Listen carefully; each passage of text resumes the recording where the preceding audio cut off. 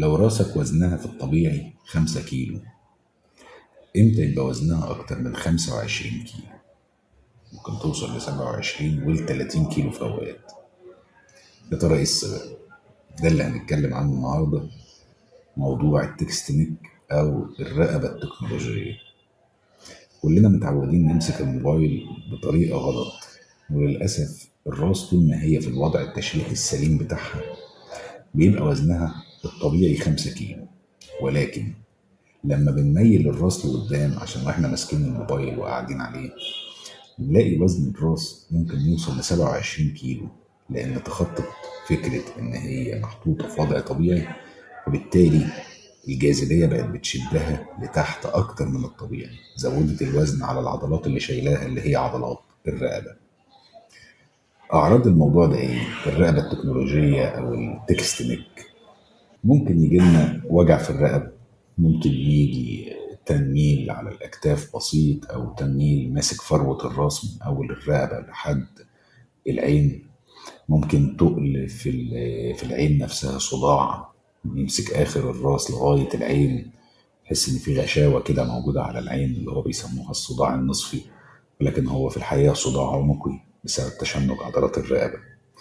اللي بيحصل إن عضلات الرقبة بتبقى في حالة مستمرة من الشد عشان تقدر تشيل الراس اللي زاد وزنها فجأة لمجرد إن اتغيرت حركتها وأنت ثبتها على كده.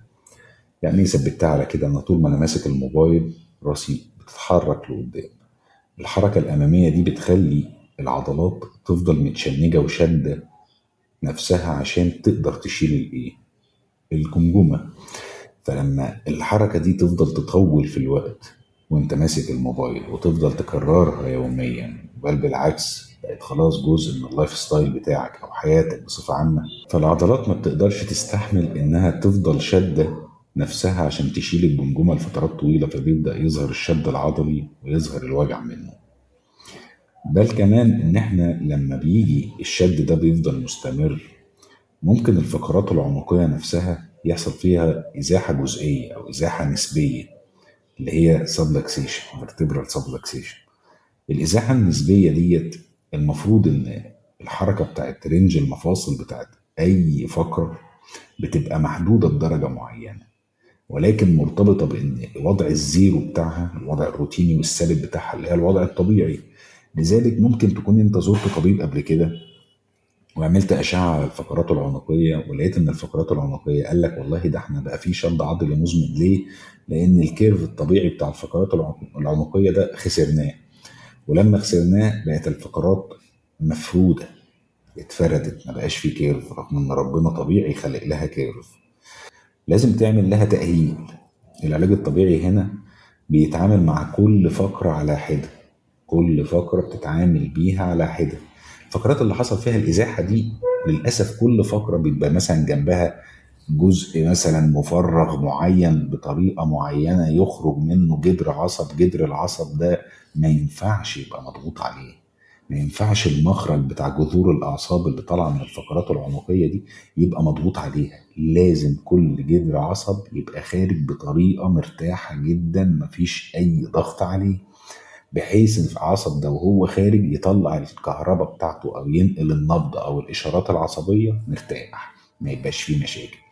طبعا مع الشد العضلي ومع ثبات الفقرات بطريقه وضعيه غير سليمه بتبدا مخارج الاعصاب كلها تتغير ويعاد تشكيلها لوضع غلط. طيب بالنسبه للعلاج، العلاج هنا ما بيبقاش مسكنات طبعا او مراهم والكلام الفاضي ده، لا، احنا بنبقى محتاجين ان احنا نهدي العضلات خالص. نهدي العضلات ازاي؟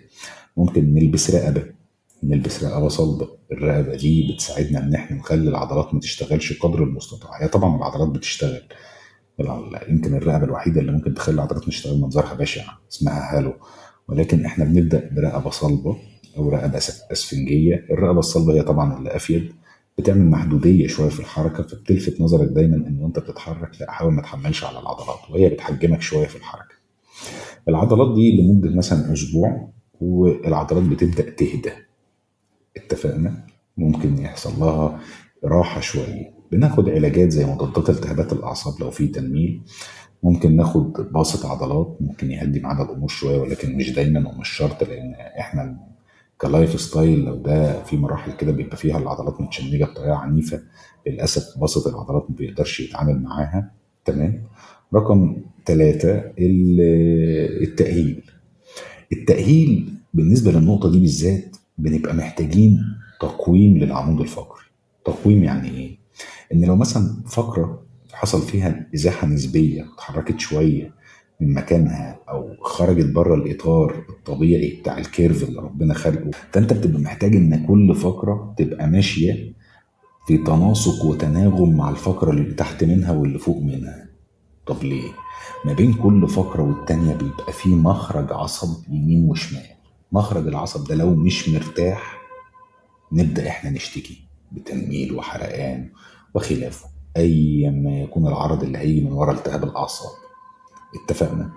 بل هيزيد معاهم كمان ان في شريان اسمه الشريان الفقاري، ربنا خالق له حلقات، حلقة كده يعني كل جسم فقرة ليه يمين وشمال حلقة، كل حلقة بيبقى ماشي فيها شريان جاي من القلب طالع للمخ، شريان فقاري أيمن وشريان فقاري أيسر بيشارك في الدورة الدموية بتاعة المخ. لذلك الشريان ده لما بيحصل استطالة وبنخسر الكيرف بتاع الفقرات العنقية، الشريان دي المسافة اللي هو بيقطعها بتبقى أطول من الطبيعي، والضغط بتاع العضلات بيخليه مش قادر يوصل الغذاء المباشر بطريقة ونسبة كويسة للمخ.